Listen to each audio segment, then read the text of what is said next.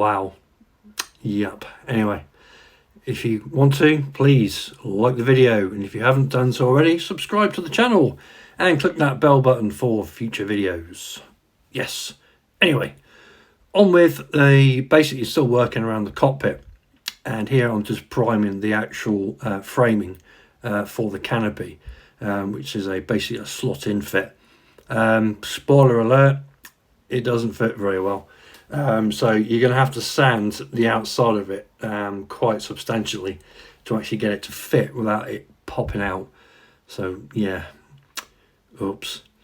Anyway, moving on, basically I'm just going to be priming now the receiver and the transmitter that basically live at the back or near the back of the actual cockpit itself. I do have a reference picture to show you in a moment, but basically it's the same thing as I normally do. I use Tamiya paints to actually prime everything, and when it comes down to the main painting, it's going to be attackers basically. So once it's all primed, I can go in straight with the attackers and start painting it. Well, this one is jet black, so basically, yeah, it's a black color. But anyway, once I've done that, it'll be into some dry brushing and straight onto the detail work, which I do. Yeah, I find decals from somewhere and I paint the knobs. Yeah. Anyway, speaking of decals, there we go. Now, I got these from a stencil set for, I think it was a P47, or might have been a Mustang, I'm not sure. But anyway, the dials are where they're supposed to be. So I've just put dials that look like dials but aren't correct ones, if you know what I mean. It's basically just to add a bit of detail to it, because the kit doesn't come with any. Anyway, so yeah, just pop them on, and basically all I do then is just to use some of that microsol, pop it on, let them sort of like the fluid do its business. It basically wrinkles them up and sucks them down to the actual surface, so they look pretty flat, and in a way, I suppose, yeah, part of the actual piece of equipment. Anyway, here I am, just starting the detail painting on the transmitter. Yes, transmitter. I think I got that right. Anyway, here's a reference picture. Basically, that was taken at the Mosquito Museum, where I went to the other month, and basically I've got that to apply on. Now, with this, I'm just using Vallejo paints, the acrylic paints, the white tops, and it's just a question of popping in a wet palette, like you see there, I'm using, and just taking your time and just paint away. Okay, no rush, just get on with it, and yeah, happy days.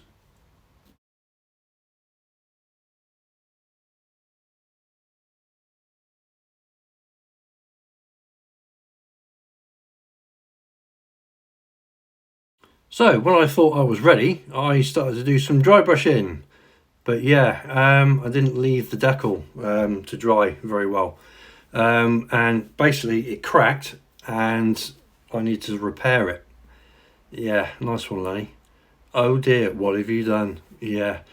Now, to fix that, all I did was to get another bit of the actual microsol, there we go, and just apply it again and actually make sure that it is actually properly bedded down. And once that was done, I just completely left it, and suffice to say, I didn't carry on with the dry brushing because thankfully I did what I needed to do and stopped. So yeah, thank God for that. Whew. Now for this next bit, I'm basically adding wiring, or it's basically brass wire, just to add a little bit more detail. It isn't in any way, shape, way or form realistic, I would say, because if anyone can find any pictures of that said wiring diagram, then please let me know, because I'm buggered if I can find it. But anyway, to do that, all I was doing is to drill a few holes in and around the transmitter and receiver, and using the brass actual roll stuff for it. But for this one, I use soldering. stuff. So yeah, a lot more easier to manage, to, you know, manipulate and put where you want. And yeah, but one thing I did find is once you've actually done that, it is a bit of an arseache trying to get that part in. It does go in, however, very nicely, and yeah, it fits really well. But yeah, it doesn't really allow too much in the way of wiring, as it were. So yeah, if you are going to super detail this, be aware, yeah, you might have a few issues.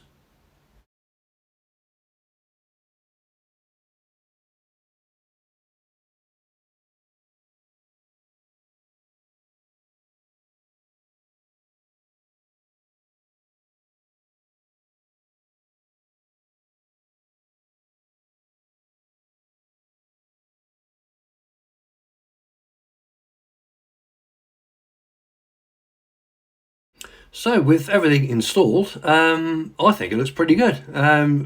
Does give you quite a level of detail, and yeah, I'm happy with that.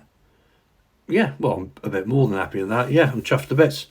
Anywho, just to carry on some of the detailing work, again, I've ripped these off I think it was a P51 Mustang stenciling set for the cockpit, and yeah, I've just taken bits and pieces off and just chucked them in. All the right bits, but from the wrong aircraft. But anyway, it does the job. Now, the seatbelts, or the Sutton harness. Now, these are really good. They're from Edard, and they've got sort of like a worn, I would say, sort of texture to them. Well, not texture, look to them. Instead of like having your sort of like your sort of like sand brown colour, or your tan or deck tan colour. But yeah, anyway, enough of that flannel and rubbish. Yeah, are they any good? Oh yeah, they do come as they were with Edard, a very good set of instructions, and yeah, it's just a case of just taking them off the frets, cleaning them up, and basically using super glue to actually, well, yeah, anchor down the parts together. So yeah, win-win.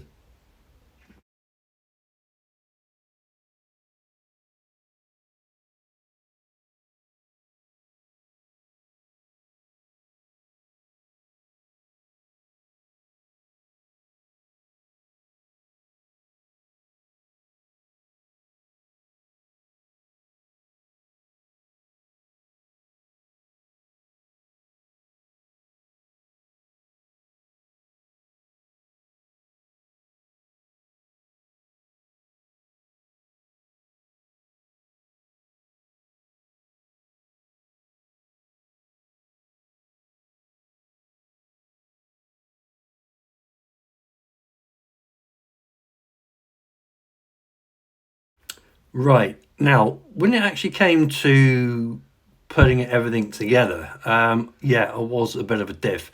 Because one thing I didn't allow is the fact that the Sutton harness goes behind the cushion, so I had to remove that from the seat already.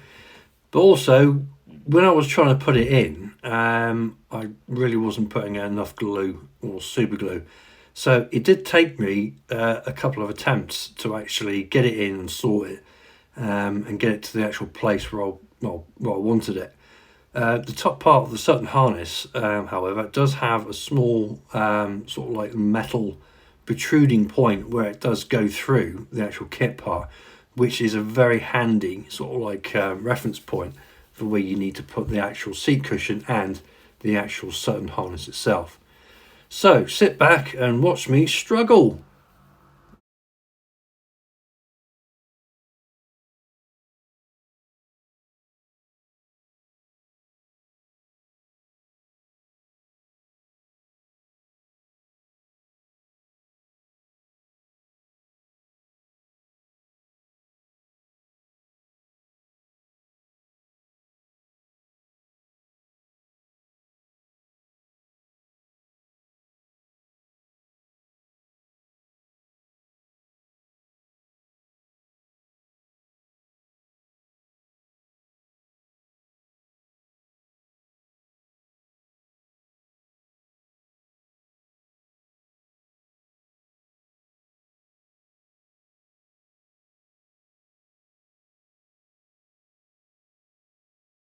Ta-da!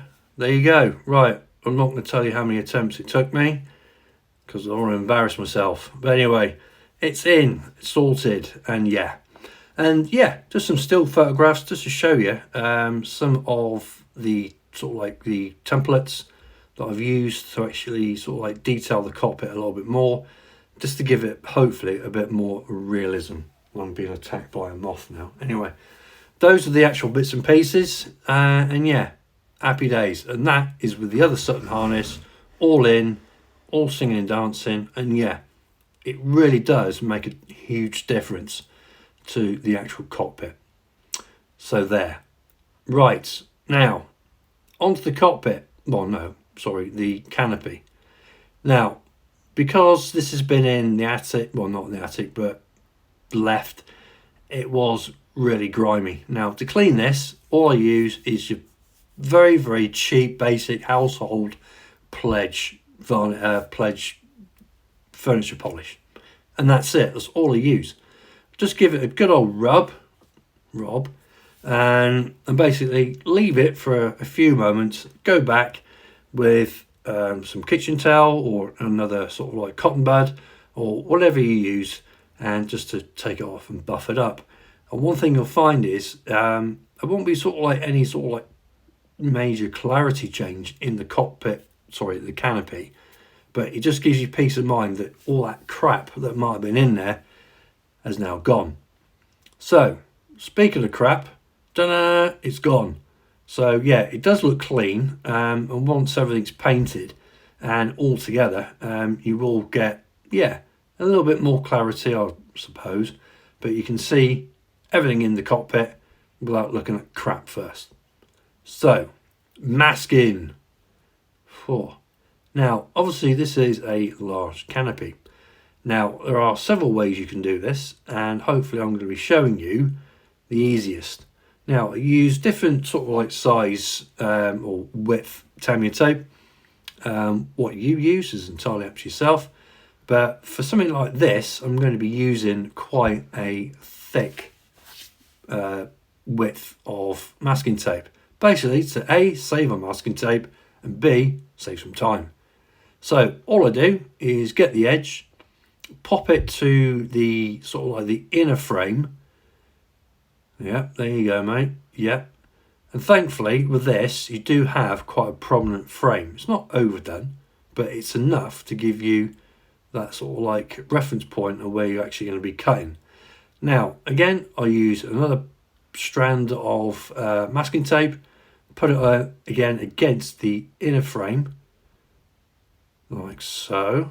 Yeah, well, it's all right, Lenny, we'll wait for you. There you go. Oh, make some tea if you want. Bloody hell, just get on with it, really, for Christ's sake. Oh, right, have you done it? Oh dear, look. Oh yeah, right, you've done it.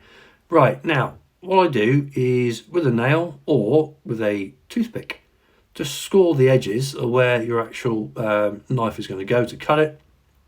And basically, yeah, that's where you want to cut it. And it's a basic, simple way of actually, yeah, doing masking.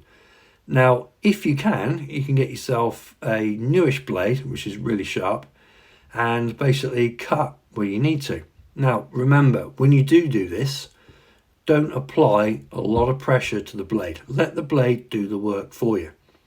If you do add some pressure, you could A, crack the actual canopy, or B, well, go off on a tangent somewhere and not actually follow the line that you've made to actually cut the masking tape.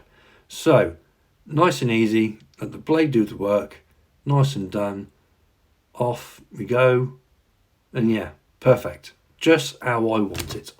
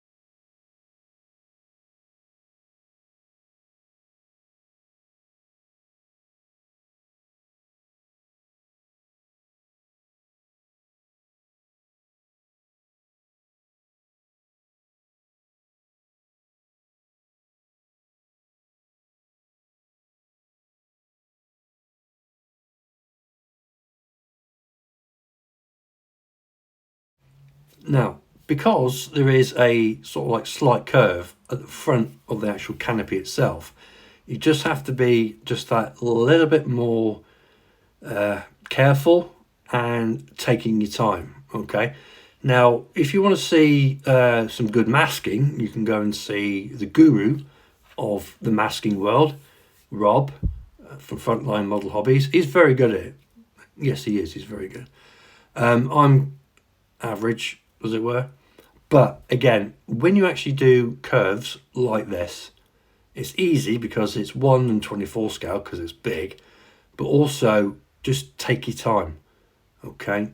And just sort of like pick your spot, look where the blade is actually going and follow it around, moving your hand and the blade at the same time. And hopefully then you should get a nice curve going around the actual canopy facing.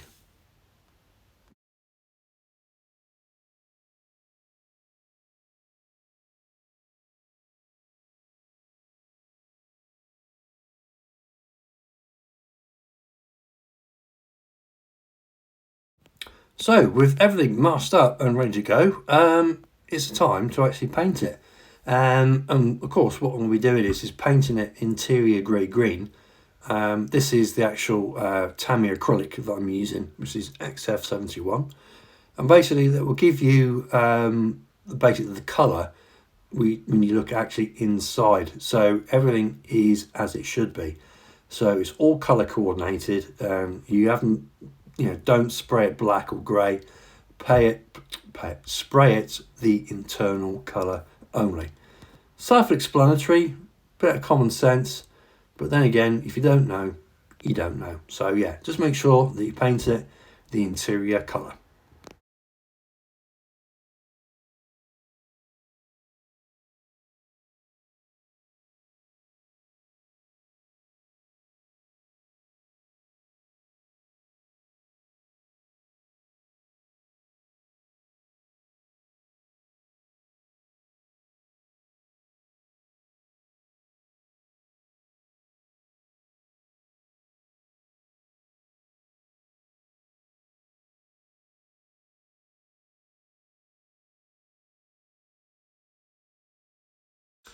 Now, I'm just showing you very quickly putting the flaps onto the actual main wing itself. They are a good fit. You just pop them in and attach them as is. Now, one thing you will see is on the left, you see the nacelle, part of the undercarriage and the engine already assembled. And you'll think, hey, hang on a minute, Lenny, you haven't shown me this. I will be showing you later because this is extremely difficult to actually film because it's such a large kit. So, if there are any complaints, fuck you. There you go. That was a word from our sponsor, Mr. Arnie.